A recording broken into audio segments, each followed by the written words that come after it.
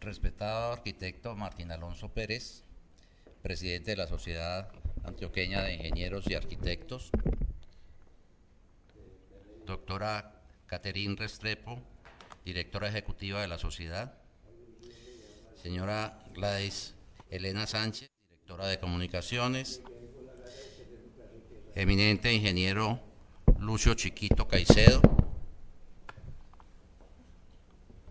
promotor de la invitación a estar aquí con ustedes esta noche,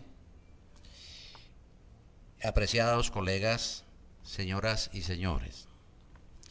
El ferrocarril de Caldas es sin duda alguna la obra de mayor trascendencia que se haya construido en el territorio del antiguo Caldas en toda su historia. No solamente por su magnitud o por su valor, sino por su contribución al desarrollo vertiginoso del territorio.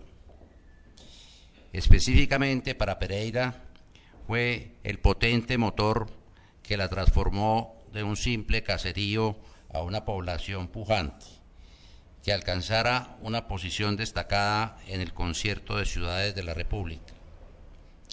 No en vano se distingue históricamente como la década de oro de la ciudad, la comprendida entre los años 20 y 30 del siglo pasado, cuando la ciudad instaló la segunda planta automática de teléfonos de Sudamérica, construyó con ayuda de una importante empresa de Medellín su primer transporte masivo representado en el tranvía, dotó a la población de todos los servicios públicos, fueron fundadas la Cámara de Comercio y la Sociedad de Mejoras, logró su comunicación terrestre con las poblaciones vecinas, para citar solo algunos de los más importantes hechos transformadores.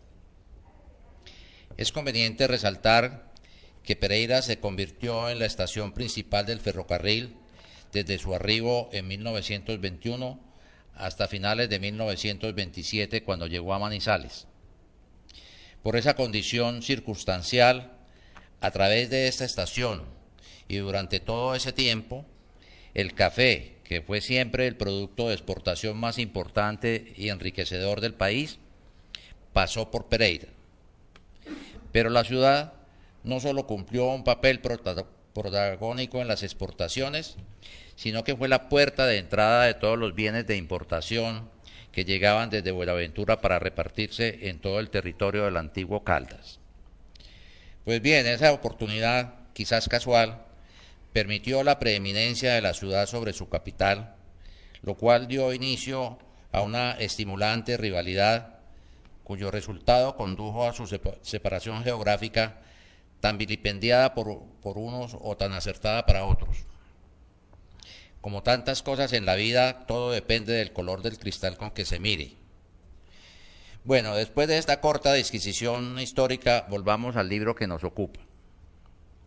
La narración tiene una estructura cronológica que transcurre entre los años 1915 y 1930 y que simultáneamente, como si fuera sobre rieles, se desplaza desde el sitio denominado Puerto Caldas, localizado en la desembocadura del río La Vieja al río Cauca, hasta la ciudad de Manizales. A pesar de que el libro es escrito por un ingeniero, fundamentalmente para ingenieros, sin muchas pretensiones intelectuales, no se requiere mayor preparación académica para entenderlo. Trato de adobarlo con relatos sobre acontecimientos sucedidos durante la construcción, para sacarlo del relato tedioso e ingenieril de un trazado y una construcción de una vía de comunicación. El libro consta de 197 páginas, de las cuales cerca de su tercera parte está compuesto de fotografías y laminitas, lo que quiere decir que se puede leer de corrido en una sentada, o si es expurgado, en dos. Muchas gracias a todos por su asistencia y los invito ahora a mirar algunas diapositivas con aspectos relacionados con el tema.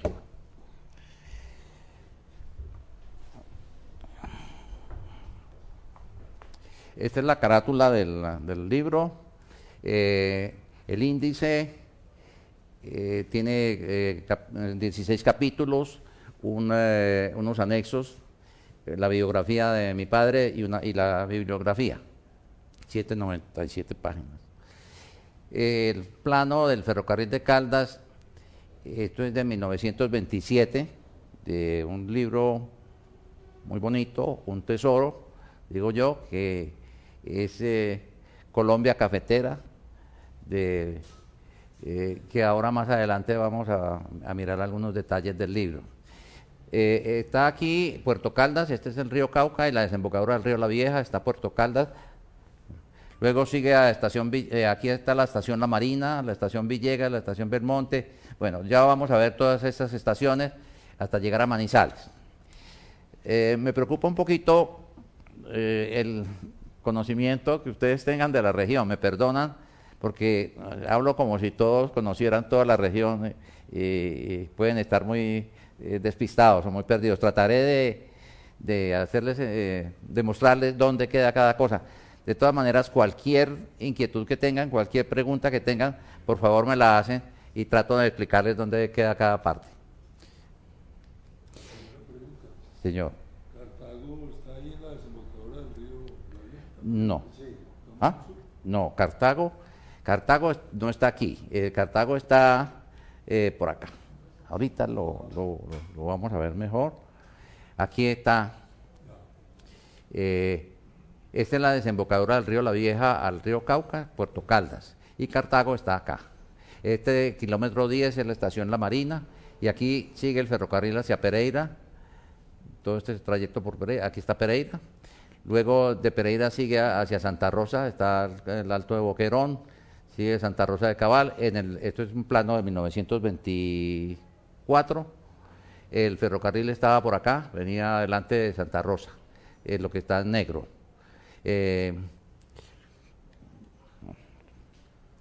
Aquí lo vemos sobre el Google Earth, Puerto Caldas.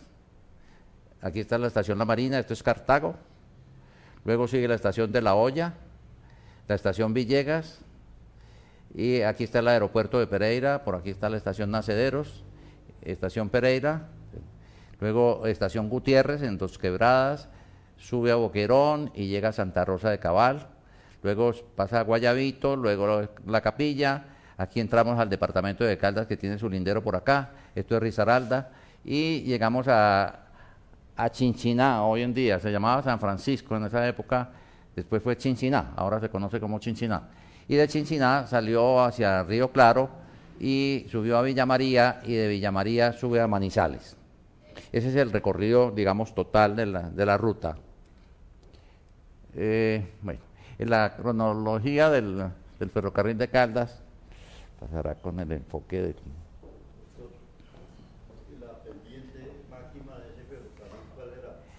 A ver, la pendiente se inicia con un 2,5%, 2,5%, es el trayecto, digamos, entre Puerto Caldas y Pereira, quedó con un 2,5%, pero de Pereira hacia Manizales empieza a subir. Entonces, en general llega con un 3% compensada hasta Villa María, pero de Villa María a Manizales, como es una pendiente muy exagerada, ahí hay tramos que tienen 4 y 4,5%, razón por la cual se volvía muy antieconómico el funcionamiento del ferrocarril allí, porque tenían que dejar la carga generalmente en Pereira o máximo en Villa María para poder ascender a Manizales.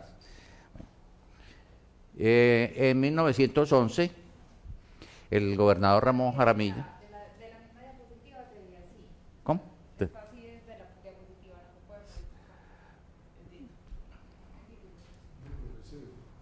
Bueno, en 1911, el gobernador Ramón Jaramillo expresa la necesidad de un ferrocarril para comunicar a Manizales con alguno de los dos océanos. Yo paso de aquí, ¿no? La Asamblea Departamental produce la Ordenanza 24, que declara de utilidad pública los terrenos necesarios para la construcción y conforma una junta administradora del ferrocarril de Caldas que se posesiona el 14 de julio, la cual nombra al ingeniero Julián Arango como encargado de dirigir los trabajos. Llega el ingeniero Felipe Zapata Cuenca, experto en ferrocarriles, para hacer un estudio de factibilidad del proyecto. El ingeniero Felipe Zapata Cuenca tenía una preparación, digamos, muy buena en ferrocarriles. Él era hijo de un diplomático colombiano que estaba en Bélgica. Él estudió en Bélgica y luego en Londres. Estaba trabajando en ese entonces, se vino a trabajar en los ferrocarriles de Uruguay y después lo llamaron para gerenciar el ferrocarril de la Sabana en Bogotá.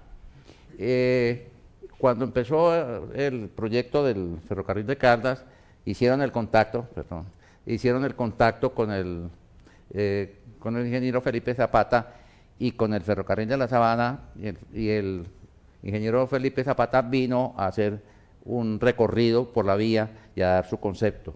Bueno, ahora vemos. En 1912, el 1 de enero, el ingeniero Zapata hace entrega del estudio en el cual recomienda el inicio de la obra en algún punto a la orilla del río Cauca, cercano a Cartago, continuar hacia Pereira, pasar por San Francisco, hoy Chinchiná, para seguir hasta Manizales. Esa propuesta de él fue más o menos lo que se hizo en el ferrocarril de Cali. En el informe hace alusión a la bondad que representaría la extensión de la línea con un ramal que comunicara con la ciudad de Armenia. Quiero mostrarles un poquito, aquí está la primera página de su informe, es entregado el 1 de enero de 1912, dice tesis presentada por el doctor Felipe Zapata para la admisión como miembro de número en la Sociedad Colombiana de Ingenieros. Presentó ese informe. El informe dice: señor presidente de la Junta del Ferrocarril de Caldas Manizales, tengo el honor de presentaros el informe resultado de la excursión hecha entre Manizales, Cartago y las márgenes del río Cauca en el mes de noviembre próximo pasado, en el 11.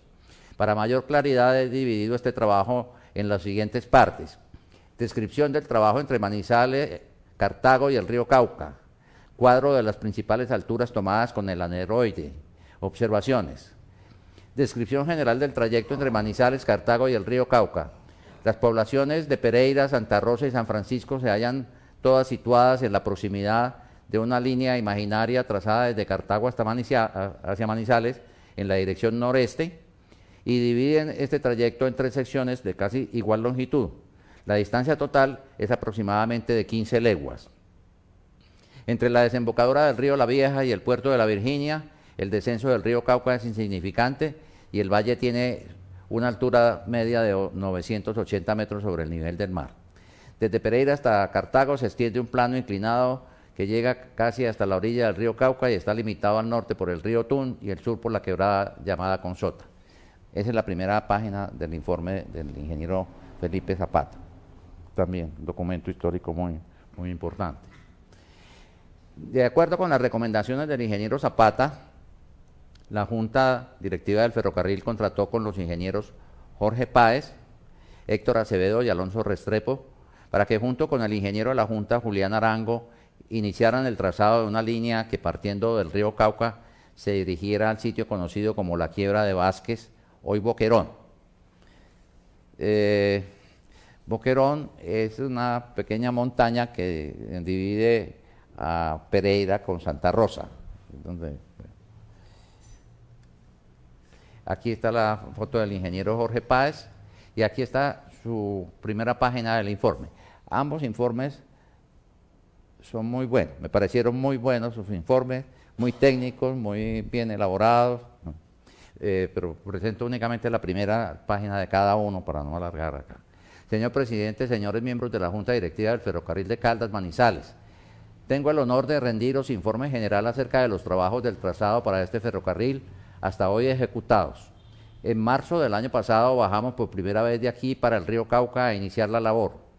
Encontramos entonces que se presentaban o proponían 2 soluciones para la decisión del delicadísimo problema de la fijación del punto inicial del ferrocarril sobre el río Cauca. Estando en consecuencia dividida la opinión a este respecto, aduciendo cada cual las razones más o menos justas o exageradas en pro o en contra de cada proyecto. Estas 2 soluciones eran la de La Fresneda, pasando por Cartago, y la de Puerto Dagua, distantes uno de otro, estos 2 puertos 25 kilómetros por el río. A causa, el Puerto de Agua en la Virginia, y esto es Anacaro, un puente de Anacaro sobre el río Cauca, un poco más arriba de Cartago. A causa de esta indeterminación no fue pues posible principiar inmediatamente en firme el trazado. Por eso, después de recorrer todo el terreno entre esos dos puertos, y no encontrando nosotros tampoco a primera vista, y como según parece no las ha habido, razones de orden superior o general suficientemente claras o terminantes que obligaran a fijar a priori el puerto, se hizo necesario el recurrir a los estudios técnicos sobre el terreno y el acopio del mayor número de datos posibles con el fin de hacer luz e ilustrar lo más pronto el punto, para tratar de mantener en su justo valor a lo menos algunas de las apreciaciones de las diferentes opiniones, por lo cual determinamos el hacer ante todos trazados meramente provisionales o de reconocimiento en pendiente aproximada del 2%, uno a Cartago. Bueno, muy bien. Entonces, en 1913 fue un año fatal para el ferrocarril de Caldas. En Manizales, como en general en todas partes, cuando se presentan esos grandes proyectos, porque eso era un proyecto gigantesco, era un proyecto para esa época, pues, y había mucha discusión si eso era factible técnicamente y económicamente. Y les daba mucho miedo, por una parte, engrampar o meter al departamento en un proyecto que no iba a tener éxito, invirtiendo una gran cantidad de dinero en esa obra. Y otros lo consideraban como una cosa que nunca la iban a aprovechar, que era una cosa de nunca terminar, que eso era cosa de locos. Entonces, todas esas discusiones pues caló en la Asamblea Departamental, y en 1913 de gobernador Emilio Robledo, a pesar de que hizo una presentación muy convincente de por qué se debería hacer el ferrocarril, la Asamblea dictó su ordenanza número 26, por la cual se dispuso la suspensión indefinida de todos los trabajos del trazado del ferrocarril de Caldas. Era ahí se acabó el ferrocarril de Caldas. Bueno, eso fue en 1913. Ya en 1914,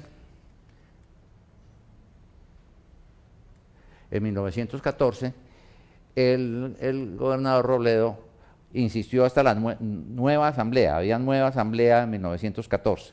Entonces volvió a argumentar ante la asamblea en la necesidad de reanudar los trabajos en el ferrocarril. La asamblea expidió la ordenanza número 28, por medio de la cual se autoriza la culminación del trazado y el levantamiento de los planos respectivos. Se organizaron dos comisiones dirigidas por los ingenieros Uribe Cuaya y Julián Arango para adelantar los trazados desde la quiebra de Vázquez, es decir, Boquerón, el lindero de Pereira y Santa Rosa, hacia adelante, y otra desde Manizales hacia Villa María. Como los recursos disponibles resultaron insuficientes, no fue posible terminar los trazados. Nuevo fracaso. Bueno, en 1915 entró el nuevo gobernador, doctor José Ignacio Villegas Jaramillo, y presentó a la Asamblea la solicitud de más recursos para la culminación del trazado y la elaboración de los planos. La Asamblea atiende la solicitud y expide la ordenanza número 25, por medio de la cual asignó la suma de 15.000 pesos en el presupuesto departamental y autorizó la contratación de empréstitos con destino a terminación de los estudios. Una cifra considerable en esa época para el nivel del departamento. Estaban decididos a sacar su ferrocarril adelante. El 16 de julio se inauguraron, el 16 de julio de 1915, se inauguraron los trabajos de construcción, desde un punto situado en la confluencia del río La Vieja al río Cauca, sitio que se denominó Puerto Caldas, como lo manifestó el doctor Lucio. Este es un acuerdo municipal del Concejo de Pereira, por medio del cual se crea el corregimiento de Puerto Caldas y se establecen los linderos de ese corregimiento. Dice que la fracción de Puerto Caldas ha tomado considerable incremento debido a los trabajos del ferrocarril de Caldas, que se impone la necesidad de dirigir corregimiento dicha fracción. Bueno, ese es el proyecto de acuerdo, o el acuerdo que sacó el Consejo para crear ese corregimiento. En 1916, el 21 de octubre se clava el primer riel en la dirección hacia Cartago. Es decir, habíamos visto inicialmente cómo se iniciaron los trabajos de exploración y de pues, el trazado, los cortes, la explanación, y estaba lista mucho trayecto para empezar a atender los rieles que se iniciaron el 21 de octubre de 1916.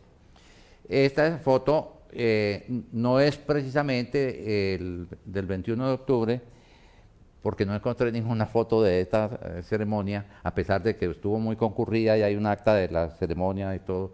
Esta es una foto del primer ferrocarril, del primer tren del Pacífico que llegó a Cartago.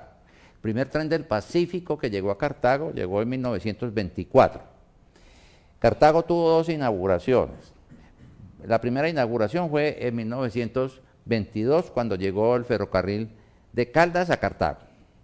Hicieron un ramal de la estación La Marina a Cartago, y ahí llegó el primer ferrocarril de Caldas. Y después, en el 24, llegó el ferrocarril del Pacífico a Cartago, que ya se estableció la conexión directa desde Pereira y Manizales hasta Buenaventura a través del ferrocarril del Pacífico. En 1917, el 20 de julio, se inaugura la estación La Marina, en el kilómetro 10, al frente de Cartago. Esta es la estación La Marina, y aquí están los barriles con cemento y las tuberías metálicas acumuladas, y dice Ferrocarril de Caldas, kilómetro 10, estación La Marina, en la época de la congestión por interrupción del tráfico causada por los derrumbes de 1926.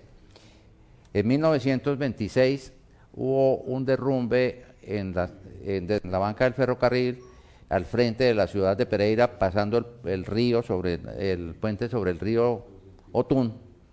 Se vino un derrumbe y no solamente tapó la banca del ferrocarril, sino que cayó hacia el río Otún y represó al río Otún. El río Otún se creció, por supuesto, hacia arriba hasta el momento en que rompió todo el lodo y la tierra que había caído allí, y produjo una gran avalancha, llevándose, digamos que infinidad de casas. Para esa época, no sé, eran algo como 200 muertos los que hubo en esa tragedia. Y a raíz de eso, como la estación no podían llegar a Pereira, a Manizales, entonces hubo la congestión en esta estación de la Marina. En el 18, el 24 de septiembre, se retira de la gobernación el doctor José Ignacio Villegas, y es sucedido por el general Pompilio Gutiérrez. Está en la foto. En 1919, el 17 de enero, se inaugura el trayecto hasta la estación de La Hoya, en el kilómetro 15, y se continúa la construcción a través de un trayecto de alta complejidad, debido a los grandes cortes en roca sobre la vertiente del río Consota. Este es el río La Vieja, y el río Consota viene por acá. Y este es el tramo, la estación La Marina. Aquí está Cartago, la estación La Marina está aquí detrás de esta lomita, está la estación La Marina, arranca allá, empieza a subir, y esta es la banca del ferrocarril. Aquí está la estación de La Hoya.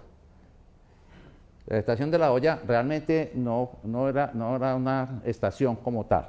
Yo creo que fue más un campamento. Y es que en el ferrocarril de Caldas había la particularidad, usted mira con detalle, casi cada 5 a 7 kilómetros había una estación, pero la razón era muy sencilla. El gobierno nacional daba un auxilio al ferrocarril de Caldas por cada kilómetro de construcción, pero exigía que tenían que ser mínimo 5 kilómetros de construcción. Entonces el ferrocarril de Caldas hacía 5, 6, 7 kilómetros, y eso se lo entregaba al gobierno nacional y recibía la plata, y entonces hacía otros. Entonces esta estación de La Hoya pues fue un parador más bien, que tenía simplemente una casa para el alojamiento de ingenieros y personal, y un hospital, porque la característica de esas estaciones eran que andaban con un hospital detrás, porque la enfermedad y la mortalidad en medio de todas las selvas que tenían que recorrer, y todo el paludismo y todas las pues tenían que mantener una hospitalización permanente. Entonces, siempre todas las estaciones llegaban con su campamento y con su hospital. En noviembre se entrega al gobierno nacional el tramo hasta la estación Belmonte. Esta es la estación Villegas en 1990 y esta es la estación Villegas en el 2016. Aquí podemos ver algunas señas de que por aquí pasaban los rieles y estaban recién levantados los rieles. Se ve la línea donde se rellenó la parte y aquí se ve ya pavimentado, hay una vía con su andén. Estas son las dos épocas de esa estación. Así está en este momento. En 1920, la crisis económica de este año, acordémonos que era el final de la Primera Guerra Mundial, había pues una crisis en todo el mundo, especialmente en Europa. Esa crisis afectó en forma aguda el avance de los trabajos, debido especialmente por la dificultad para adquirir elementos importados como rieles, accesorios y material rodante, en tal forma que el avance del tendido de rieles hacia la ciudad de Pereira estuvo detenido por varios meses. Sin embargo, los trabajos de desmonte y explanación se extendieron hasta la estación Gutiérrez, en el kilómetro 43, bajo la dirección del ingeniero Eleuterio Serna y sus más de 400 trabajadores. En este mismo año se iniciaron los trabajos para la construcción del ramal entre la estación La Marina y Cartago. Este es el puente sobre el río La Vieja. Aquí viene el tren de Pereira, está entrando a Cartago. Esta es la primera locomotora, la locomotora Zapata. Bueno, ese es el tren que está entrando por primera vez a Cartago, antes que el ferrocarril del Pacífico. En 1921, el 8 de julio, llega la primera locomotora a la estación de Pereira, en el kilómetro 39. Aquí vemos entrando la locomotora. Quiero mostrarles esta figura, que es muy característica. Ese es el gobernador, el general Pompilio Gutiérrez, que siempre usaba corcho. Corcho era el sombrero, el casco, como un casco que se usaba anteriormente. Ese era el corcho. Entonces, y la figura de él, una persona alta, siempre con esa posición, se distingue en las fotos. Perdón. Bueno, el 8 de julio llega la primera locomotora y el 7 de agosto es la inauguración oficial en Pereira. En el libro hay una descripción de todos los festejos y todos los discursos y todas las cosas que se hicieron en Pereira a raíz de la llegada del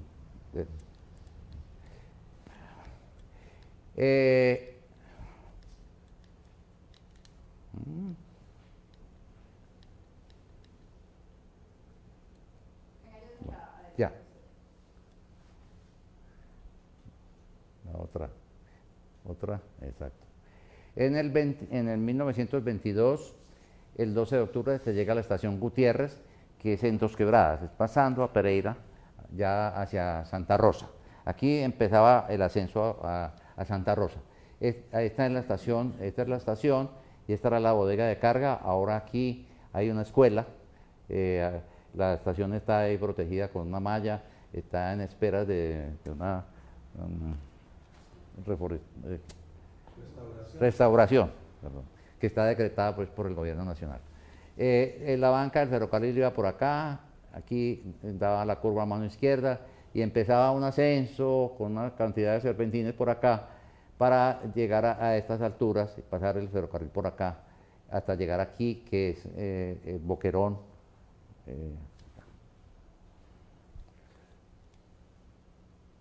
1923 y 1924 se realizan los trabajos entre la estación Gutiérrez y Boquerón.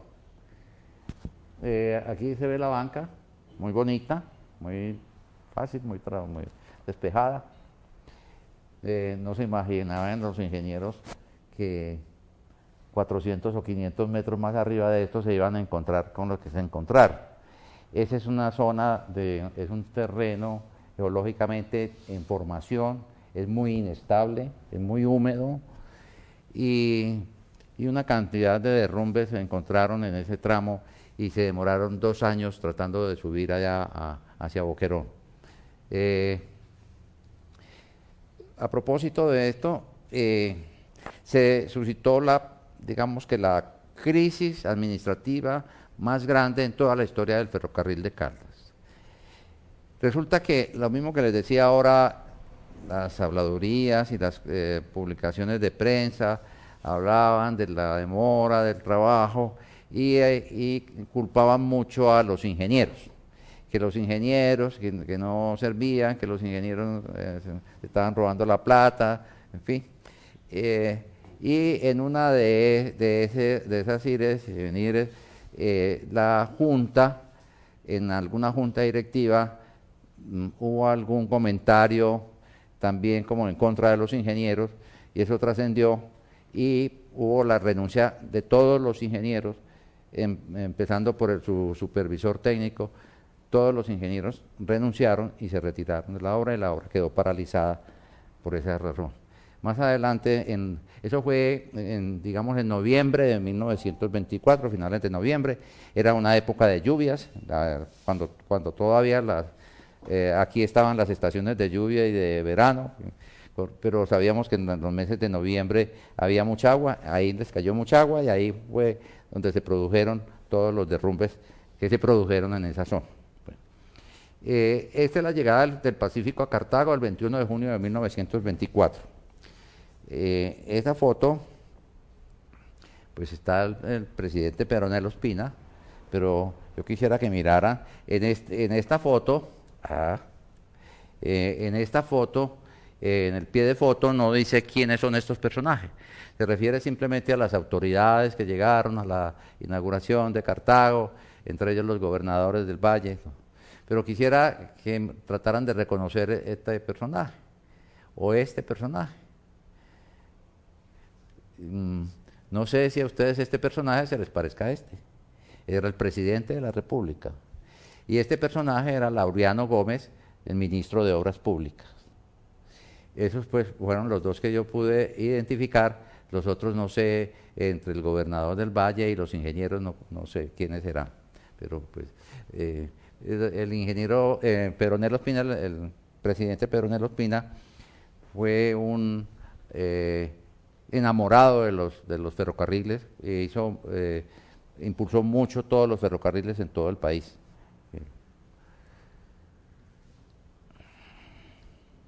En 1925 se llega a Santa Rosa. Atrás, para atrás, más atrás, ahí. Bueno, perfecto. En el mes de agosto se llega a Santa Rosa de Cabal y en diciembre a la estación de La Capilla, de la estación de Santa Rosa. Sigamos. En el mes de abril se llega a la estación de Campo Alegre y en junio a la estación de San Francisco, hoy Chinchiná, en el kilómetro 81. La estación de Campo Alegre es por acá. Sigamos. En el mes de junio se llega a Villa María y el 15 de septiembre a Manizales. Aquí está la llegada de la primera locomotora a Manizales. Esta es la estación del ferrocarril de Manizales, todavía en construcción, todavía no estaba en servicio. Ahora, bueno, ya hicimos el recorrido cronológico. Ahora nos vamos a tierra, ahora vamos a hacer el recorrido geográfico, digamos, ¿no? Empezamos en Puerto Caldas, kilómetro 0, ya vimos, a La Marina, a Villegas, a Belmonte, Macederos, Pereira, Gutiérrez, Santa Rosa, Guayabito, La Capilla, Chinchiná, Río Claro, Villa María y Manizales. 117 kilómetros en total. Es bueno, aquí, antes de seguir adelante, hacer un comentario, es decir, tratar de que ustedes se coloquen, por lo menos mentalmente, en la época. Era en los años 1915, 1920 y pico. Como en esa época no había carreteras, todo eran caminos de herradura, no había ningún medio de transporte motorizado, eran todo mulas o bueyes, todo pasajeros y carga, todo se transportaba en mulas y bueyes. El café se transportaba también en mulas. No había, en lo que les comenté ahora, los problemas de salud, por ejemplo, era una gran montaña, una gran selva, era una selva tupida, cuando no de árboles, de guaduales inmensos. No había maquinaria, la única maquinaria, como lo decía el doctor Lucio, era la pala, la pica y los trabajadores, los volteadores o los trabajadores que sacaban la pala y pica y hacían los movimientos de tierra. Solamente con el uso de en unas partes de dinamita, que llegó más tarde, se vieron muy beneficiados. Pero es bueno situarse porque en esas selvas abundaban las fieras salvajes. Estaban los tigrillos y los pumas, las culebras venenosas y todos los insectos, incluyendo los zancudos, incluyendo al famoso Anopheles con su transmisión de fiebre amarilla y de malaria y todo. Era una cosa espantosa. Las estadísticas de las muertes de los trabajadores en la construcción del ferrocarril de Caldas son impresionantes. Claro que no pude recoger unas estadísticas muy precisas, solamente el dato que les puedo dar por alguna fuente que encontré es que en el tramo entre Puerto Caldas y La Marina, en estos 10 kilómetros, hubo 39 muertos, de los cuales solamente 8 fueron por accidentes de trabajo. Los demás fueron todos muertos por las enfermedades. Y eso en esa parte. Después, cuando se entra a la parte del Quindío, en el ferrocarril de Nacederos, Armenia, es peor, porque allá la malaria era miedosa y la mortandad fue tremenda. Bueno, entonces, aquí está. Bueno, señor. Para el movimiento de tierra, en ese tiempo usaban de COVID, ¿cómo transportaban la tierra para botarla? ¿O era pura Carreta de mano, era todo carreta de mano. Después cuando instalaban los rieles, la parihuela entre otros, pero la carreta de mano era la carreta metálica que todavía conocemos, que tiene una rueda y la llevamos y se voltea allá para botar la tierra. Tengo un segundito para poder que lo escuchen en el... Sí, se usó el de Covil. El Sí. de Covil era el riel ese chiquito que usaban para transporte de material en las minas. Pero eso fue ya en 1930, 28, 30. Ajá. Aquí lo que hacían también parecido era que cuando llegaban con los rieles, se apoyaban en los rieles y la transportaban en lo que se llamaban las marranas. Las marranas eran unas camioneticas, unas vagonetas donde se echaba el balasto y tenían la posibilidad de voltearlas. Entonces, eso era máximo lo que tenían en esa época, ¿no? Bueno, aquí estamos en un poquito más ampliado. Este es Puerto Caldas. A ver, este es el río La Vieja. Desemboca el río Cauca. Aquí está Cartago. Entonces el ferrocarril arrancó de Puerto Caldas y vino por toda esta línea, bordeando el río, y llegó a la estación La Marina. Aquí estamos en la estación La Marina. Aquí está Cartago. Este es el río La Vieja. Y este es el ramal que se hizo de la estación La Marina a Cartago. Aquí está el puente que les mostré ahora sobre el río La Vieja. Bueno, en este tramo fue donde hubo esa mortandad que les conté ahora, que es el único número que puedo dar, pero que refleja lo que pudo haber sido después. Aquí está Puerto Caldas, esta es la estación inicial del ferrocarril, una foto más o menos de los años 20, ya estaban construidas aquí la estación, las bodegas, había inclusive un hotel, en fin. Pero miremosla Esta es la rampa que había para llegar al río Cauca. Aquí podemos ver la comparación. Esta es la rampa, esta misma. Estos señores que están aquí estaban parados aquí. Y estos señores que están aquí en este barranco estaban parados aquí. Esto es lo actual, esto es lo viejo. Y este era, digamos, el muelle que tenían aquí llegaban los barcos, los vapores que transitaban por el río Cauca. Hubo una naviera que tuvo hasta 15 barcos transitando por el río Cauca en esa época, y venían las locomotoras. Todo llegaba por Buenaventura, y llegaban las locomotoras y todo desarmado, y llegaban hasta acá. Y aquí tenían el problema de bajarla del barco y subirla. ¿Cómo la subían?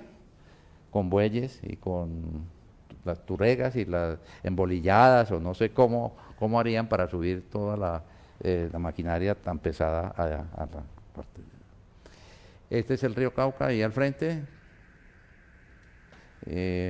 Perdón, aquí hay unos restos de corrales de ganaderos. El ferrocarril de Caldas tuvo una ventaja muy grande aquí, y es que tuvo carga de compensación, que es generalmente lo que molesta en todos los ferrocarriles, porque normalmente en el ferrocarril tiene mucho movimiento en un sentido, pero en el otro no tiene carga para compensar su recorrido inverso. Aquí llegaba con el café, cantidades de café, a embarcarlos para llevarlo a Cali y a Buenaventura, pero recibía las importaciones que llegaban de Buenaventura, que podían ser en algunas veces muchas importaciones, porque por ahí entraron materiales para reconstruir a la ciudad de Manizales después de sus incendios que la devoraron toda.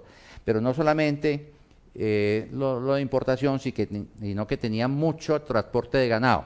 Estos corrales, aquí había unos corrales inmensos, y siempre se transportaba mucho ganado hacia la ciudad de Pereira. La ciudad de Pereira fue famosa por sus ferias ganaderas. Inicialmente eran como cada 3 meses, y después cada mes hacían unas ferias que eran famosas en todo el país, porque, bueno, y una parranda de 8 días. Bueno, pasa. Aquí hay otro vestigio de otra construcción. Esto es todo en donde estaba, pues, la estación de Puerto Caldas.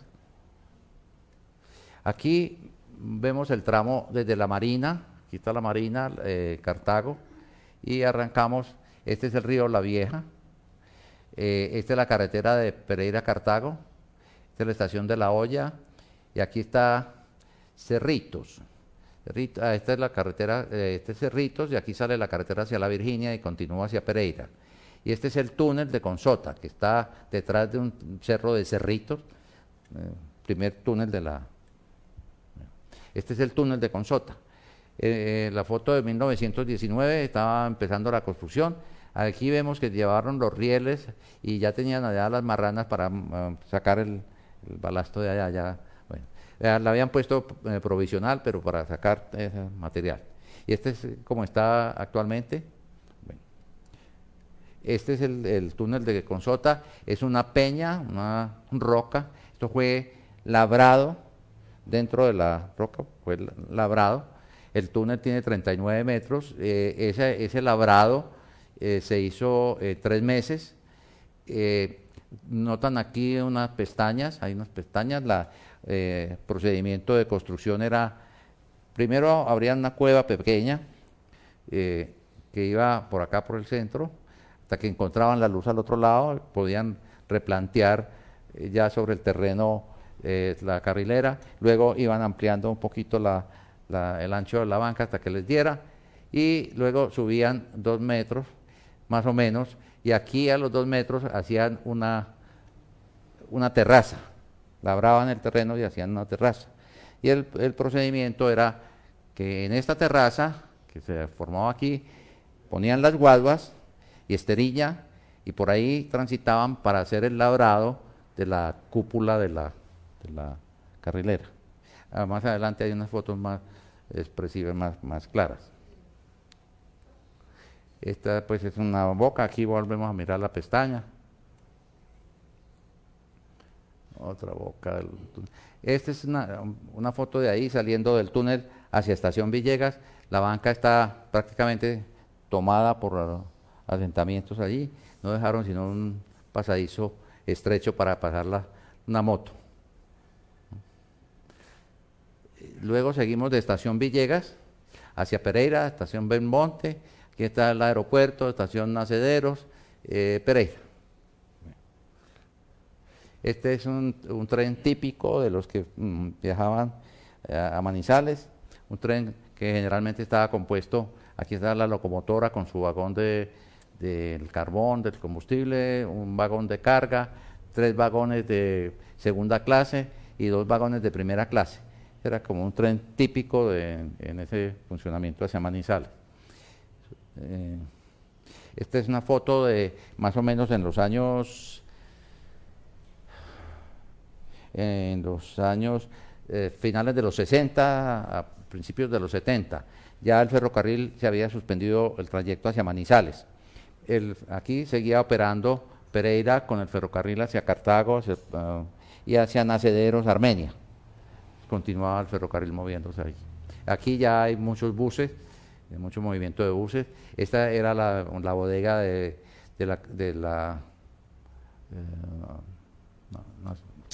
la cooperativa de caficultores. Esta la bodega de café, otra bodega.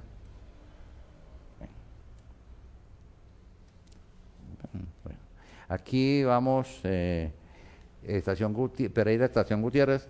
Salimos de Pereira, aquí está el río Tun, aquí está el puente de la máquina, esta parte verde aquí fue el derrumbe que les comenté ahora, que tapó la banca y después tapó el río y se llevó todo esto que había aquí.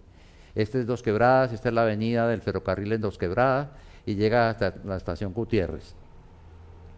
Esta es la máquina, más o menos con la misma caracterización, la Zapata, bueno, las locomotoras las bautizaban con los nombres de ingenieros o de personajes muy representativos en el ferrocarril de Caldas. La primera locomotora fue llamada Zapata por el ingeniero Zapata que conversamos, luego otro ingeniero notable, Izaza, La Páez, el del informe que vimos, este es Gutiérrez Arango, que es el que era gobernador, fue gobernador, este otro ingeniero, el ingeniero Serna, del cual hay un nieto presente en la sala, que me place mucho haberme encontrado con él en la sala, porque el ingeniero Serna para mí fue el ingeniero principal del ferrocarril de Caldas. Trabajó 10 años con el ferrocarril de Caldas y fue una persona muy brillante en todos sus trabajos y en todas sus labores, muy distinguido. La locomotora número 6 le pusieron Serna por él, y luego Ramón Jaramillo por el gobernador, otro gobernador, en fin. Aquí seguimos en el tramo, vemos el tramo de Estación Gutiérrez, lo que les decía ahora, la subida a Boquerón. Aquí está Santa Rosa y aquí está Boquerón. Y para ascender de aquí hasta acá, tuvieron que hacer todos estos corbatines, todo este recorrido para poder llegar aquí al túnel de Boquerón. Un túnel de 130 metros, en fin, y hasta llegar a Santa Rosa. ¿Están muy perdidos o más o menos, conocen más o menos la zona? Bueno. Este es el túnel de Boquerón, esto en su construcción en 1923, y esto es como está actualmente. Por el túnel lo aprovecharon, pasan 2 tuberías de acueducto y un gasoducto, un poliducto de Ecopetrol. Aprovecharon, muy pantanoso, muy húmedo el interior, tiene 130 metros y tiene una leve curva allá.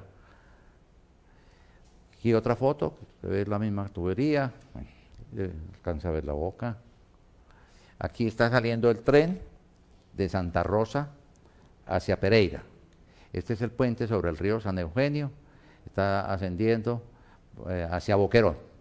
Ya en esta época, en 1940, ya había una carretera de comunicación de Santa Rosa a Pereira, que fue la primera carretera que se construyó en Pereira uniendo dos poblaciones, Pereira-Santa Rosa, ya pasaba por acá la carretera. Aquí vemos el túnel el puente de San Eugenio, de 80 metros de luz. Este es el estado actual. El puente fue remodelado un poco y fue adaptado para tráfico vehicular, vehículos de peso pequeño. Es otra entrada a Santa Rosa en este momento. En Santa Rosa, San Francisco, estación de Santa Rosa, Guayabito, Las Peñas, estación La Capilla. Aquí está el lindero de Caldas y Risaralda, y está San Francisco o Chinchiná. En Las Peñas fue, como bien lo dice su nombre, se encontraron una montaña de peñas, de una roca, y fue el sitio donde primero utilizaron la dinamita. Ahí vinieron unos gringos a enseñarles cómo se perforaban, cuál era la posición mejor de las perforaciones para que la dinamita tuviera su mayor efecto, la colocación de las mechas, su manipulación, en fin, vinieron y les enseñaron ahí en esa parte. Esta es el balastera Las Peñas, esta es la misma de Las Peñas, miren la balastera. Más adelante ellos instalaron una trituradora para sacar las peñas, triturarlas y utilizarlas en el recebo de la carrilera. Esta antigua banca entre Guayabito y La Capilla, aquí la naturaleza se encargó de hacerles el túnel ahí. Otra foto bonita, un talud bastante alto para las herramientas que tenía. Ahora eso cualquier retroexcavadora, cualquier bulldozer lo hace. Este es un muro de pata con tecnología inca, yo creo, tecnología inca, porque es un muro de piedra colocada, como los incas. Aquí había un derrumbe de Santa Juana. Ese derrumbe se permanecía cada que llovía, escurría hacia la banca y les tapaba la banca. Entonces resolvieron hacerle el muro de pata para detener el derrumbe. De la capilla de Campo Alegre, la capilla y Campo Alegre, perdón. Esta es la capilla y este es Campo Alegre. La banca por la capilla iba por acá.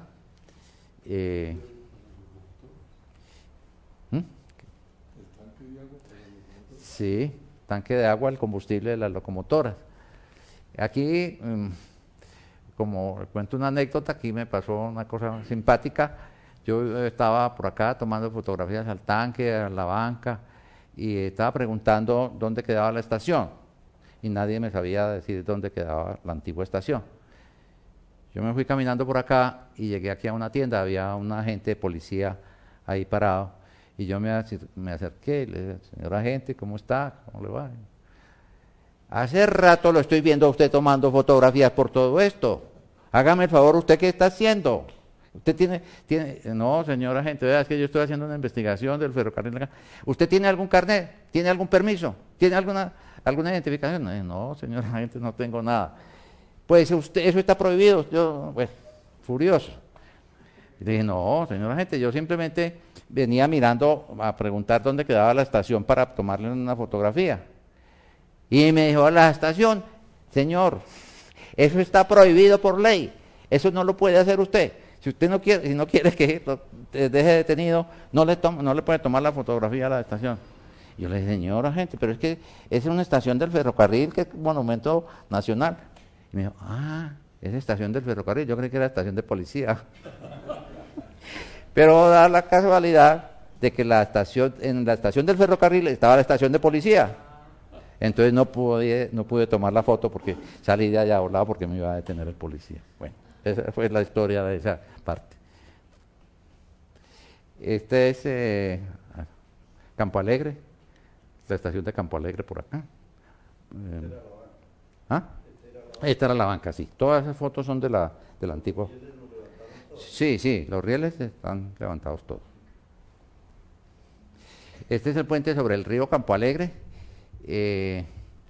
Otra cosa importante es, ustedes ven, casi todos los puentes tenían 22 metros de luz.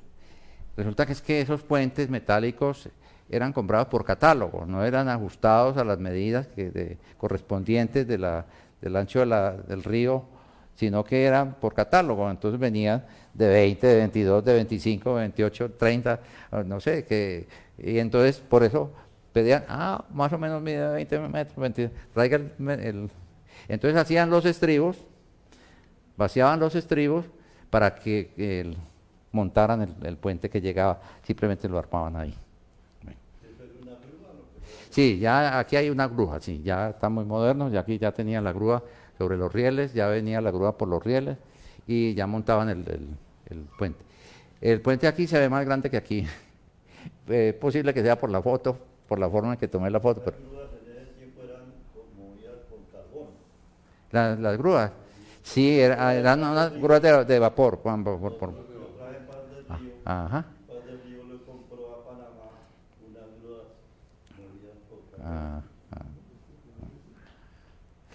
Aquí está, bueno, esta es una foto un poquito más ampliada, la capilla, por aquí veníamos, aquí está el puente de Campo Alegre donde estábamos, este es el lindero esta foto es para mostrarles el lindero, esto es Risaralda y esto es Caldas, ya entramos aquí a Caldas y este es el trayecto hasta Villa María, o Chinchiná.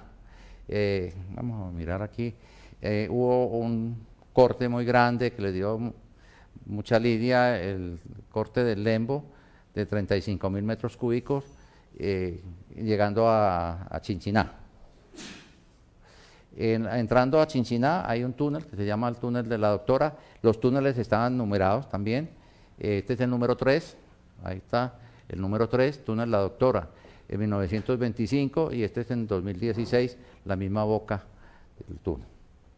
Esta es la banca del ferrocarril, antigua banca del ferrocarril, en el trayecto entre San Francisco, Chinchiná y Río Claro. Ya vamos acercándonos a Manizales. Aquí llegamos a Río Claro. La banca del ferrocarril pasaba por acá, por donde estoy tomando la foto, y daba una vuelta por acá, y aquí había un puente, y por aquí volvía a empezar el ascenso, el ferrocarril al otro lado del río, para llegar a Villa María, con una serie de túneles que son los que vamos a ver ahora rápidamente. Pues bien, estos fueron los trabajos de construcción del río Claro, también de 22 metros de luz. 22 metros de luz, una luz muy pequeña para el Río Claro, que el Río Claro ya era un río más. Aquí están los ingenieros en la construcción de los estribos, de los aproches del puente, que nunca se imaginaron, no, yo creo que nunca les pasó por la mente a estos señores que estaban aquí, que 60 años después de estar aquí haciendo esto, iba a venir una borrasca por el Río Claro, la producida por la erupción del Nevado del Ruiz, y se llevó absolutamente todo esto. No dejó piedra sobre piedra, no pudo encontrar ningún vestigio de la existencia de ese puente ahí.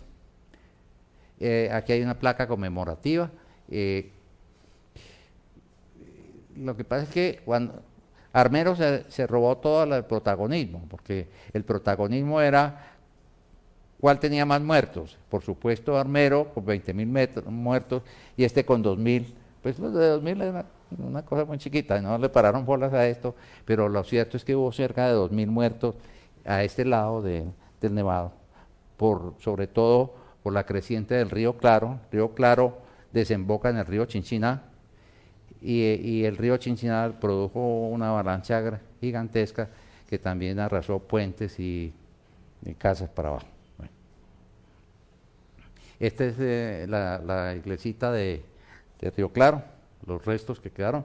El río pasa por acá, por detrás. Y bueno, lo mismo que en Armero resolvieron hacer un pueblo nuevo para sacar los sobrevivientes, Entonces construyeron al nuevo Río Claro. Es un caserío ya más organizadito, tiene sus calles adoquinadas, les hicieron iglesia y escuela, en fin, y organizaron la gente que sobrevivió a la tragedia. Este es un planito sacado de un libro de Jorge Ardila Rueda sobre los túneles de la ruta del ferrocarril de Caldas. Aquí vimos Jorge Alfonso, ¿qué? Tiberio Ochoa. Es Tiberio Ochoa. Tiberio, Roberto Cardona y no sé quién, Piedradita, Humberto Piedradita, no sé.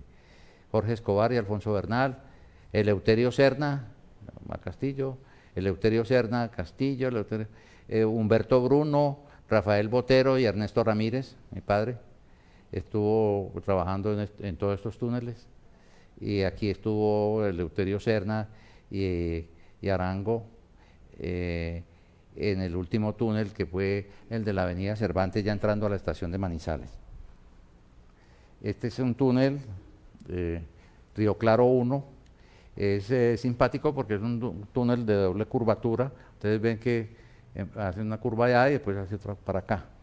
¿Por qué razón? Pues no se sabe. No sé si sea por problemas geológicos o simplemente porque iban construyendo el túnel y no salieron donde era, y se tuvieron que torcer. No sé qué pasó, pero lo cierto es que tiene una doble curvatura. Los ingenieros se ve todo. Aquí lo vemos.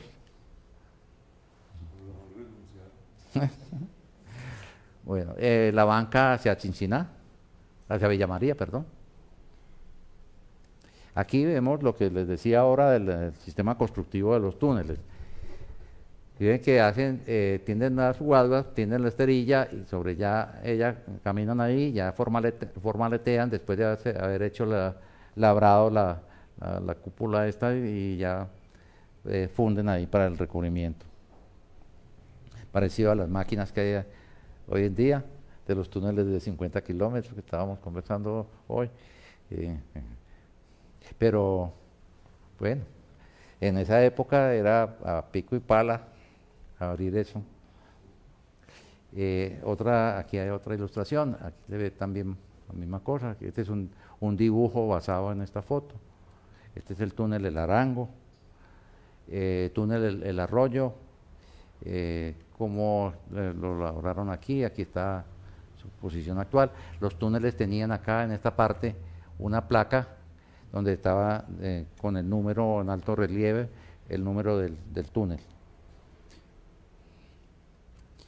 Este es el arroyo. Aquí pasaba un arroyo, había una alcantarilla ahí abajo y un terraplén que unía el túnel que vimos acá y en una creciente posterior a lo del Nevado hubo una creciente en el arroyo, y el arroyo se llevó el terraplén. Entonces quedó interrumpido el paso para allá. Anteriormente había circulación muy continua, ahora ya no había paso por acá. Me tocó dar una vuelta a la Grandísima para volver a encontrar este túnel por otro lado. Este es el túnel del Chupadero, 64 metros de luz.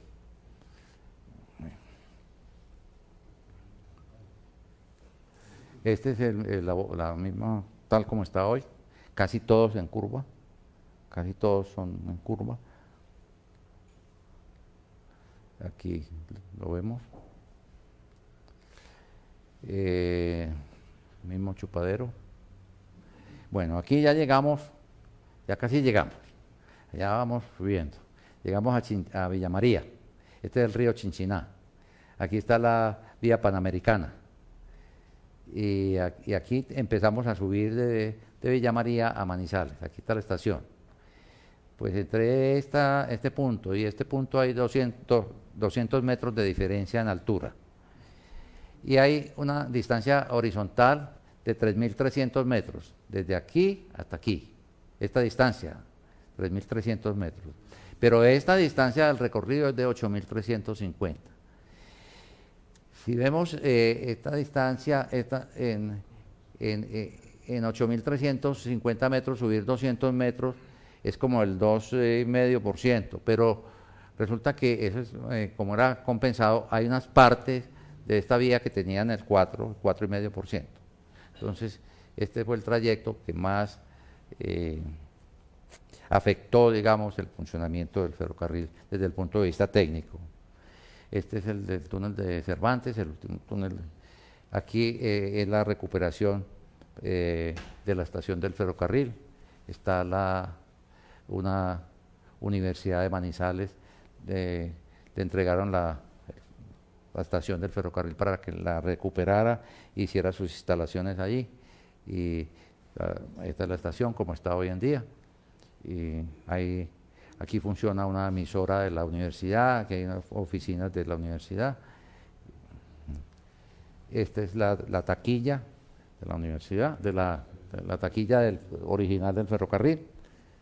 Estas eran las bodegas antiguas que en los años 70 habían sido ya invadidas, ya las habían tomado todas y había invasión ahí. Y esto es como está hoy en día, que después de entregárselo a la universidad, recuperaron toda esta zona. Aquí una foto un poco más grande, la locomotora con sus 2 vagones, y lo que eran las bodegas, y esta era la banca del ferrocarril. Resultados operacionales, está entre los años 1917 y 30, hay un espacio aquí entre el 30 y el 41 en que no fue posible conseguir los datos.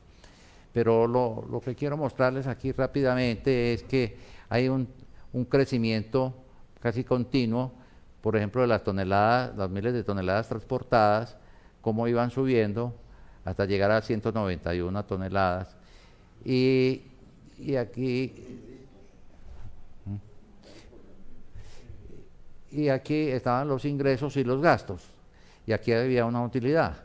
Entonces, si miramos la utilidad, también la utilidad estaba subiendo, muy bien, subiendo. Aquí no sé qué pasó, pero ya por aquí llegó a 437, pero empezó a descender otra vez vertiginosamente a 212 y a 165 y siguió en decadencia.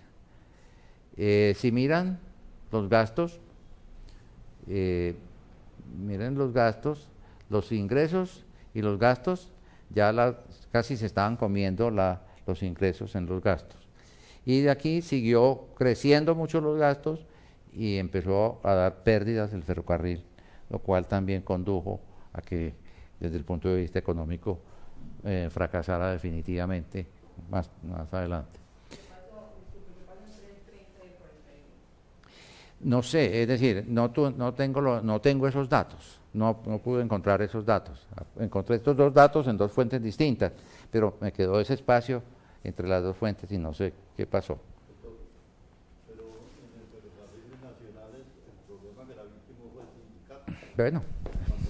Cuando Javier Ramírez Soto fue gerente, imagínense que había 7.000 jubilados. Entonces el ferrocarril no pudo seguir porque los gastos eran aterradores. Un maquinista se jubilaba a los 15 años, a cualquier edad. Entonces, en esa situación, eso le pasó también al ferrocarril de Antioquia.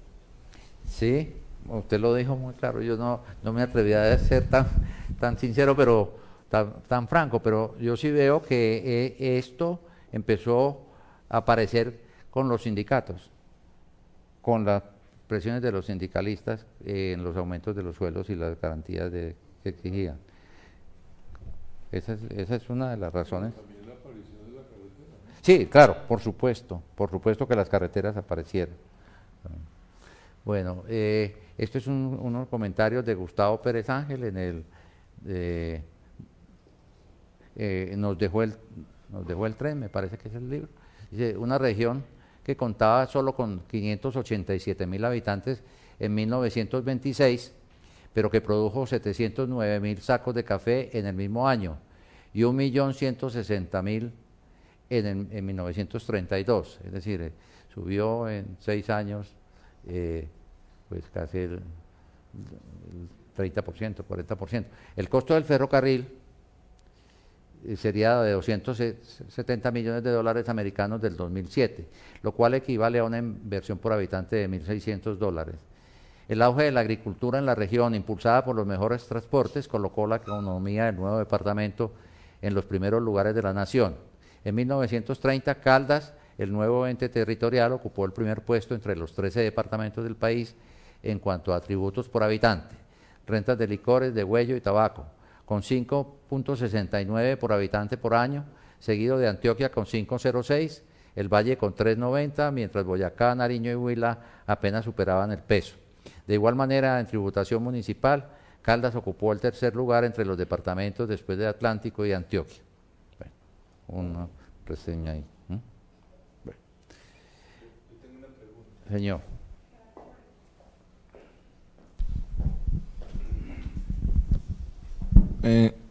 Pues indudablemente a través de los años el transporte por ferrocarril ha sido más económico que el transporte por carretera pues y en camiones, pero a mí me gustaría saber cuál fue el verdadero detonante que hubo en Colombia para que el ferrocarril desapareciera. Pues usted acaba de mencionar uno que fueron los sindicatos, no tenía conocimiento, pero en peso e importancia, ¿cuál fue ese detonante de verdad? A ver, habría que dividir un poco los ferrocarriles. Si hablamos del ferrocarril de Caldas, hay en el libro aparece unas conclusiones que yo saco por qué se acabó el ferrocarril de Caldas. Hay un capítulo dedicado a un análisis personal de por qué se acabó el ferrocarril de Caldas.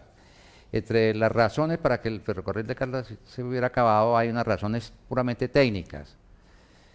Entre las razones técnicas está pues una parte de la pendiente del ferrocarril, esas pendientes tan exageradas que no podían subir la carga, o tenían que tener doble locomotora para subir la carga de Villa María a Manizales, con unos costos grandísimos.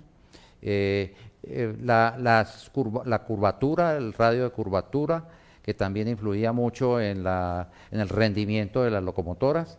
Y estaba también otro detalle técnico, el ancho de trocha. El ancho de trocha es la separación entre los rieles, que eran de yarda de 90 centímetros, cuando las otras vías normalmente tienen 140, 150 centímetros, como las europeas o las americanas. Aquí en Colombia hay unas de las carboneras que ya son hechas con trocha más ancha. ¿Qué pasa con la trocha más ancha o más delgada? Pues más ancha, hay más estabilidad, claro, al abrir la trocha usted tiene que abrir también más la banca. Y en ese entonces, pues abrir la banca, pico y pala, pues era muy complicado, entonces pues escogieron esa trocha angosta para poder, con los recursos que tenía. Pero ya pasando los años, usted dice, esos ferrocarriles no son económicos, no son funcionales económicamente, porque son muy lentos, porque las locomotoras no pueden subir demasiada carga. Bueno, ese es un aspecto. Pero hay otro aspecto, como comentábamos ahora, llegaron los transportes por tierra, que ya se abrieron las carreteras, anteriormente no había carreteras, llegó la carretera con la tractomula y eso fue un golpe tremendo también empezó la competencia de transporte entre carretera y ferrocarril. Con una ventaja de la carretera, que la carretera tiene el transporte puerta a puerta, lo que no tiene el ferrocarril. Puerta a puerta es que usted coge un camión, contrata una tractomula, llega a su fábrica, carga lo que tiene que cargar y lo lleva a puerto. Para hacer esa operación en ferrocarril usted tiene que conseguir una tractomula que vaya a su fábrica, la lleve a la estación, la bajen en la estación, la monten al ferrocarril y hagan el proceso contrario cuando llegue a puerto, bajarla del ferrocarril, montarla en la tractomula y llevarla al barco. Entonces, contra la tractomula. Entonces, esos dos aspectos fueron fatales. Pero si sumamos a eso los problemas administrativos, tanto en el ferrocarril de Caldas como en general en los ferrocarriles nacionales, empezó una desorganización tremenda. Empezando porque no había, en la administración no llevaban unas contabilidades muy rigurosas, porque pues uno puede entender porque llegaban, digamos, vimos las canecas, los barriles con el cemento, ¿no es cierto? Llegaban cantidades, pero eso no los entraban y les hacían inventario en una bodega y les llevaban el inventario riguroso en la bodega, sino que eso los iban entregando en las obras. Mande para allá, que yo necesito para este puente, entonces mandaba para allá, lo mismo con todo, con los rieles y con todo. Entonces no había control de inventarios muy riguroso. Y fuera de eso, empezaron los problemas en los horarios y en la operación de los trenes, que también fueron causando mella en la utilización del ferrocarril. En fin, son una cantidad, como sucede en todas las tragedias, no es una sola causa, sino una suma de factores lo que produce el accidente o la derrota total, ¿no? Que es muy trabajoso, pero me estoy refiriendo al ferrocarril de Caldas, pero en general pasó algo muy similar, por ejemplo, en el del Pacífico. En el del Pacífico el desorden era todavía mayor, porque si Caldas tenía problemas de organización, el del Pacífico sí que tenía problemas de organización. Entonces, bueno, todas esas son las razones.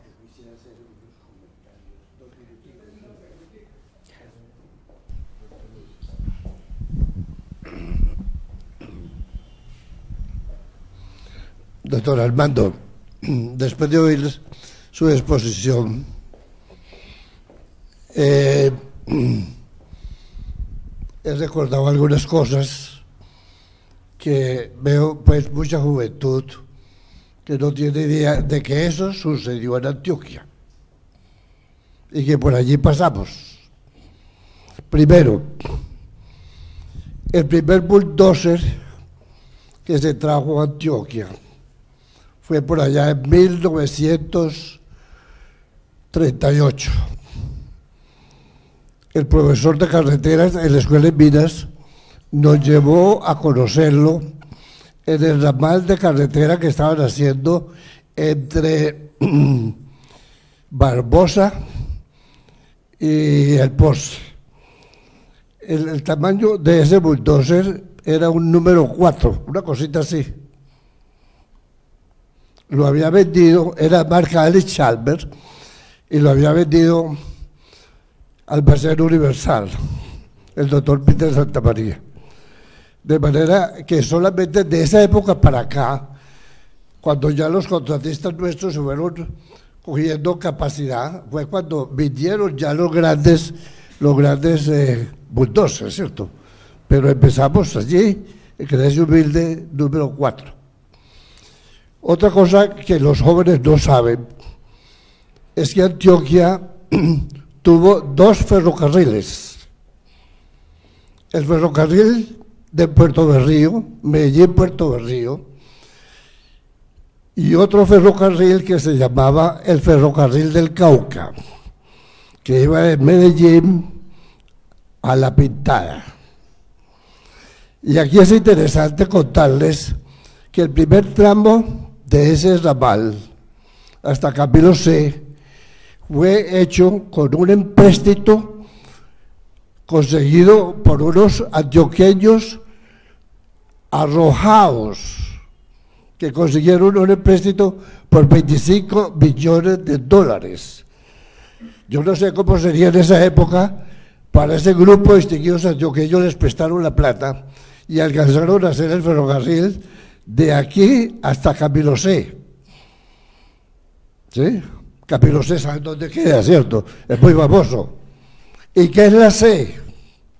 Camilo C. ¿Qué es la C? ¿Quién sabe? La C es Claudio.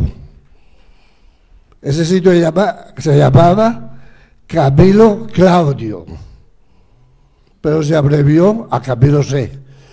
Eso fueron como 45 kilómetros y los antioqueños arrojados no quisieron seguir con eso, porque eso les costó muchos trabajos y quedaron muy endeudados.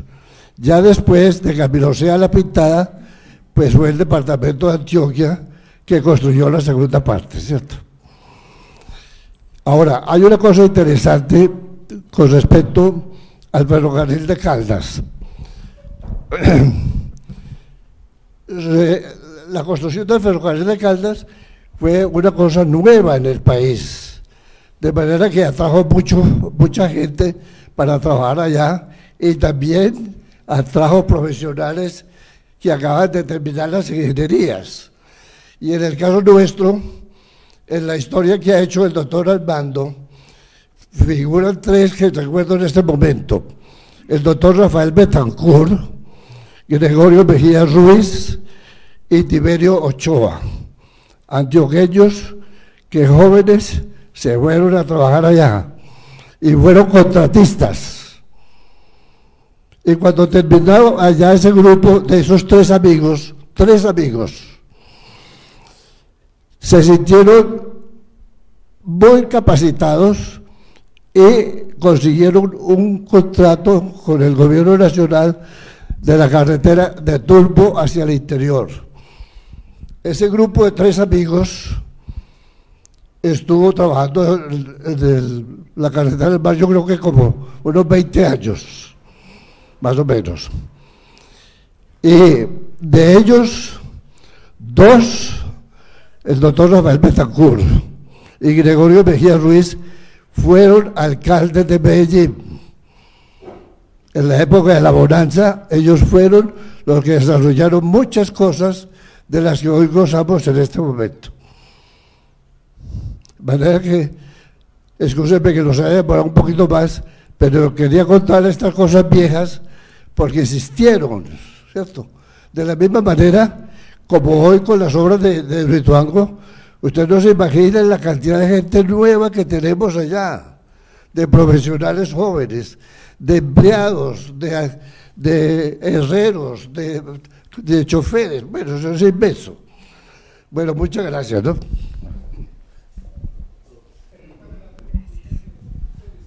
A ver.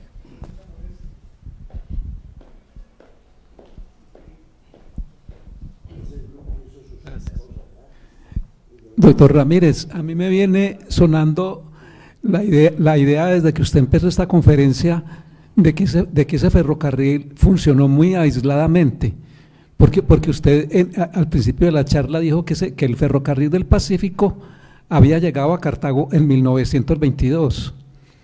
Eso fue lo que yo le entendí. Entonces ya para 1922 ya este ferrocarril ya había pasado por Cartago, porque era el tramo más cerquita, propiamente hay una ciudad grande, digamos, para esa época. Entonces la pregunta mía es, ¿ese ferrocarril no se integró al ferrocarril del Pacífico? Sí, señor, correcto. Pero, a ver, hay un pequeño malentendido allí, porque el ferrocarril de Caldas llegó a Cartago en 1922, más el ferrocarril del Pacífico se demoró para llegar a Cartago hasta 1924. Es decir, 2 años estuvo Cartago únicamente comunicado con el ferrocarril de Caldas, y en el año 24 ya se comunicó el ferrocarril del Pacífico con el de Caldas, y ya el de Caldas se benefició con esa unión, porque ya el transporte era directo desde Manizales o Pereira hacia Buenaventura.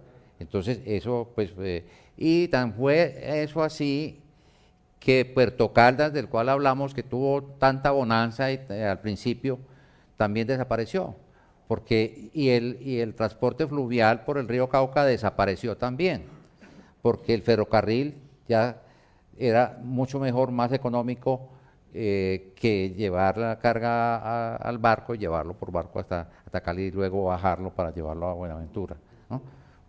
Señor. Yo quería hacer unas anotaciones en lo que respecta al ferrocarril hoy. En este momento, como ustedes conocen, en La Guajira, en la mina, nosotros estuvimos trabajando allá en varias ocasiones, todo el transporte del carbón se hace por el ferrocarril, pero tiene una gran ventaja, que la banca es de 1,44. Entonces los vagones son de 100 toneladas. Entonces allá hay un silo y es automático, se abre, el tren pasa 110 vagones y se carga en hora y media. Se carga como 11.000 toneladas en hora y media, y tiene una velocidad de 80 kilómetros hacia el puerto. Pero Pedro Ladrumon, también de la otra mina que queda más abajo, resulta que estaba supeditado o a transportarlo por tierra o por tren. Vinieron unos gringos, estudiaron la vía que había y vieron que esa vía era completamente plana, pero con banca de 90. Con la trocha y la arreglaron, y hoy están transportando no las 10.000 toneladas, pero sí 5.000 toneladas. Pero ellos hacen de 4 a 5 viajes diarios, entonces llevan 25.000 toneladas por la banca vieja. Eso prueba que el ferrocarril del Magdalena se puede volver a armar porque todo es plano. Es decir, desde Girardot hasta Santa Marta, todo el ferrocarril es plano, de modo que yo considero que ese ferrocarril sí podía volverse otra vez a operar, con condiciones económicas favorables, porque hay mucha carga que se puede transportar, por ejemplo, del departamento de Cundinamarca, hay muchas minas de carbón que pueden bajar al ferrocarril posible de volverlo a revivir, y sería muy factible económicamente y además con mucho servicio a Colombia. Sí, exacto. En mi concepto hay dos puntos que son claves para que el ferrocarril funcione, tenga factibilidad económica. Una es que tenga grandes distancias, que tenga la trocha ancha para tener más velocidad y más estabilidad, que las locomotoras nuevas puedan arrastrar 40 o 50 vagones. En esos tramos largos es perfectamente factible. Por ejemplo, el ferrocarril, lo que usted dice, el ferrocarril del Magdalena, yo creo que es muy factible su funcionamiento y su rendimiento económico.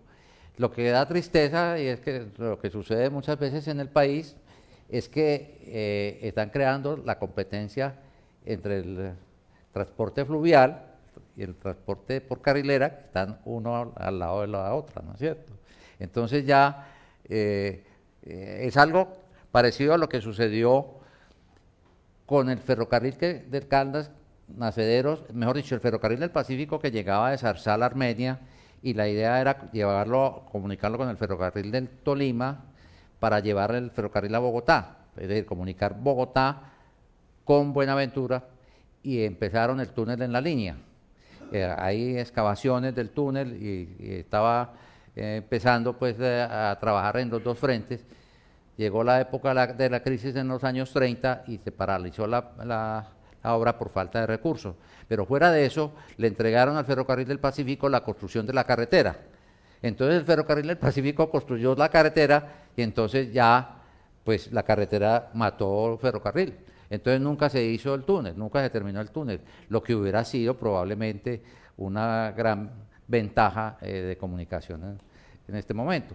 Pero hay ese ferrocarril del Magdalena, o el ferrocarril de Occidente, que era también al que se refería ahora el doctor Lucio, por el Cauca, también era otro proyecto que venía también desde Buenaventura, de Cali, inclusive de más abajo, hasta de Popayán y Pasto, y seguía por el borde del Cauca, hasta llegar a conectarse con el ferrocarril del Magdalena, por allá cerca a Monpós, por allá en la desembocadura del Cauca al Magdalena.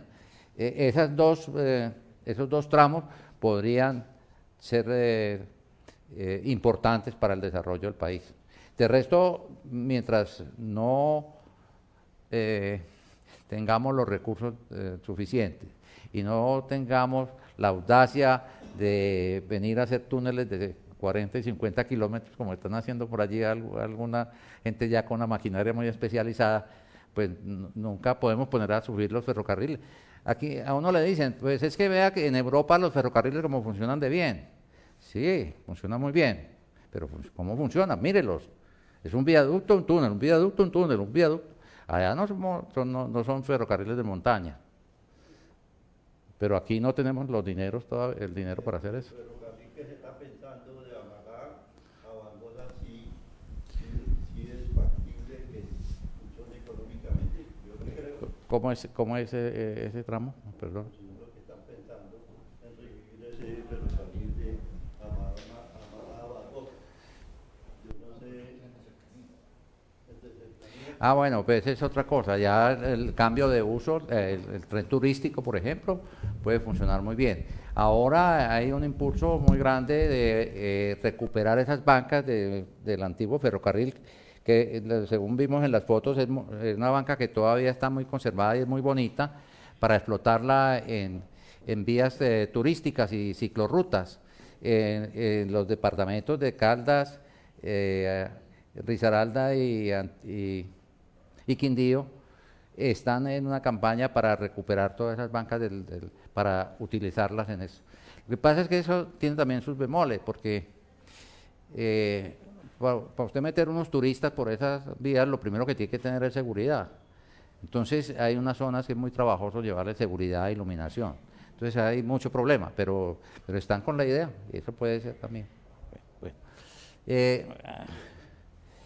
Aquí unos planos de los ferrocarriles de 1800, bueno, se me vino, de 1885 a 1929, está el ferrocarril de Caldas 1927, Pereira Armenia, Naceros Armenia 1929, Zarzal, aquí dice 1921, bueno, está el ferrocarril de Antioquia 1910, el tramo de Puerto Berrío hasta Nus, después 1918 y 1933 el de Medellín hacia el Cauca. Bueno, aquí está el de Popayán, aquí hay un ferrocarril de Tumaco al Diviso en Nariño en 1929. Bueno, son unas fechas de los ferrocarriles nacionales. Yo creo que no. Este señor, también lo pueden conocer ustedes, es don Manuel Felipe Calle, es abejorraleño, sí, un personaje también extraordinario, autodidacta. Aquí lo vemos de comandante de la policía de Antioquia. Estudió por su propia cuenta 3 idiomas, estudió en ese entonces mecanografía, fue supervisor en el departamento, supervisor del ferrocarril de Caldas en casi todo el tiempo de su construcción. Personaje muy importante, me parece a mí muy valioso. Cómo se superó y cómo alcanzó altas posiciones. Fue cofundador de la Sociedad de Mejoras y de la Cámara de Comercio en Pereira, fue gerente de banco en Manizales, fue gerente de banco en Pereira, fue gerente de banco en Medellín, bueno, de compañía de seguros, en fin, un personaje que tuvo mucho que ver en el ferrocarril de Caldas. Este es el otro personaje, ingeniero Eleuterio Serna, cual tenemos el nieto aquí, ingeniero muy importante en el ferrocarril. Mi respeto para esos señores. Ahora un regalito para los que todavía tienen el corazón montado en el tren. Esta es la locomotora 12 ruedas. La locomotora 12 ruedas, que era según el profesor Arias de Grave, esta es la locomotora colombiana, fue diseñada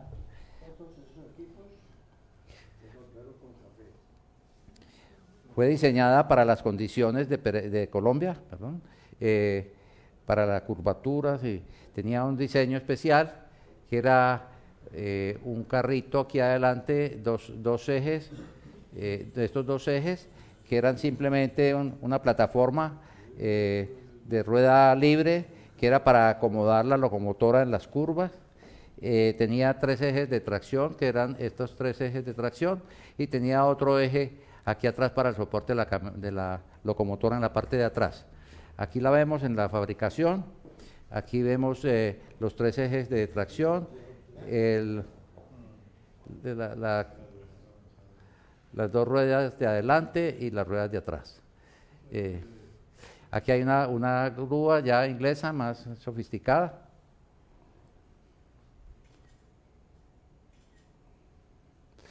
Los vagones, vagón de primera clase del Ferrocarril del Pacífico y ferrocarril el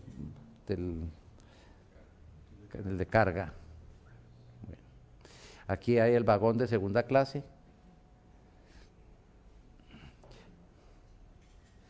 Bueno. Y aquí una despedida.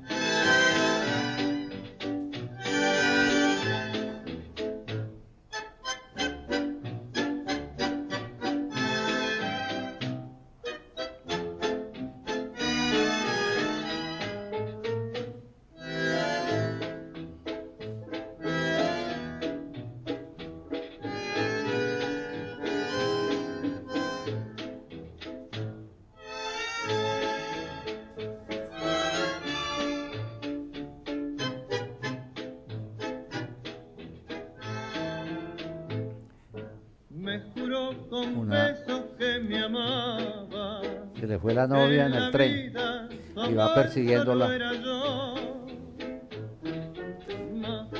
Por allá viene corriendo. Alcanzar el tren porque se... Margot. El romance que soñaba se disipó con su traición, y al ver que un tren los dos marchaban, yo sufriendo cantaba esta canción. Se va el tren, se va el tren. Bueno, muchas gracias por su atención.